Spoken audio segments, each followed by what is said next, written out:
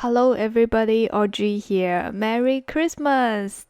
I wish you have a safe and enjoyable time with your family. Today we are making the best Christmas meal, beef Wellington. This recipe is a replicate of Gordon Ramsay's beef Wellington, plus it provides the exact proportion for 4 servings. All the ingredients are from Trader Joe's. You can easily access them at one shot. The very first ingredient is puff pastry. I am using Trader Joe's frozen puff pastry. Pepperidge Farm is the other brand I use a lot. Frozen puff pastry need about 6 to 8 hours to defrost. Remember to leave it in the refrigerator the night before. This pack comes with 2 sheets with the exact size we need. Remove it from package and spread out on a baking sheet with some flour to prevent sticking. Remember to put a plastic cover on top in case it dry out. How could beef Wellington without beef? Here are 2 filet mignon steak weights about 1.3 pounds in total. Use paper towel to dry and season with salt and black pepper. Rest it aside, then we can move on to our next ingredients, mushroom.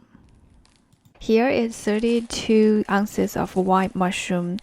I will remove the stem and use a food processor to chop them. This food processor is very handy. It is one of my favorite small appliances in the kitchen. I highly recommend it, which can be a good Christmas gift. Add some garlic and chestnut. As Gordon Ramsay says, Christmas won't be Christmas without chestnuts.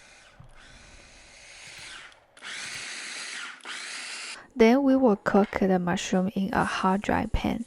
This process removes the water from mushroom. A pinch of salt adds flavor and helps to release water. It is a critical step of the success of beef Wellington. You can see the water comes out instantly. Watching Gordon do it, I thought it can be done quickly. However, it took me a while to completely dry it. Once the mushroom starts to stick to the pan, we can turn off the heat. Put it aside and let it cool down. Heat a skillet with oil, then wait until it is steamy hot. Quickly sear the beef. When one side is done, turn the meat over. When the beef is hot, brush some Dijon mustard all over it. The heat will help it absorb the flavor. Now we have everything needed. It is time to assemble. Place plastic wrap at the bottom, then a layer of prosciutto. Make sure each slides overlap each other a little. Then spread an even layer of mushroom. The mushroom can be a little smaller than the prosciutto. After that, place the beef fillet right in the middle. Lift the plastic wrap and use it to roll it over.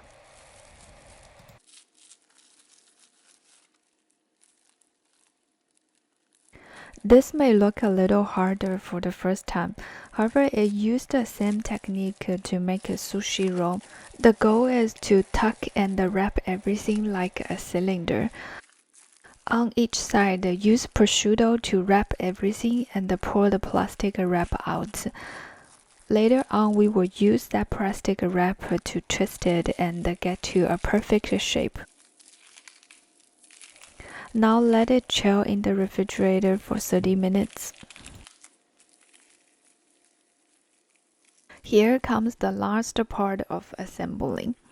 Place puff pastry above plastic wrap. Then take the beef from the refrigerator and unwrap it. Put beef on the puff pastry. Make sure the joint part goes to the bottom. Brush some egg yolk on the edge of the puff pastry. It will help it stick together.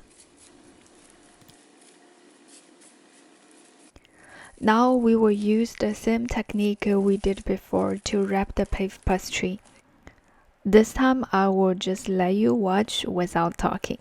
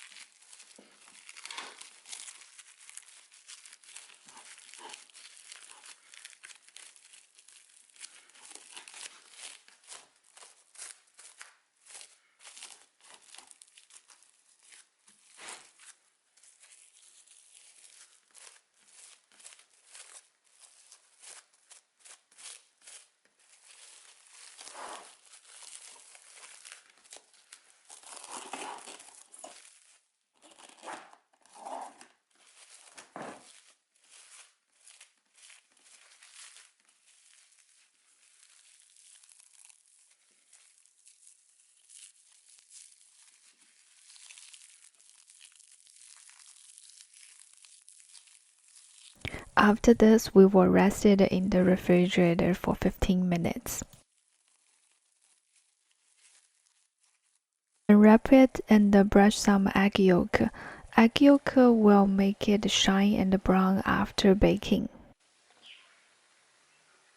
Use the back of the knife to create some pattern. Bake at 400 Fahrenheit for 35 minutes. Make sure you monitor the progress for the first time, in case each oven produces different temperature.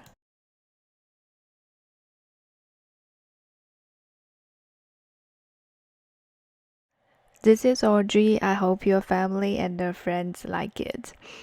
I know it's a little different from my other recipes, but give it a try. I bet you will love it. Thanks for watching. See you next time.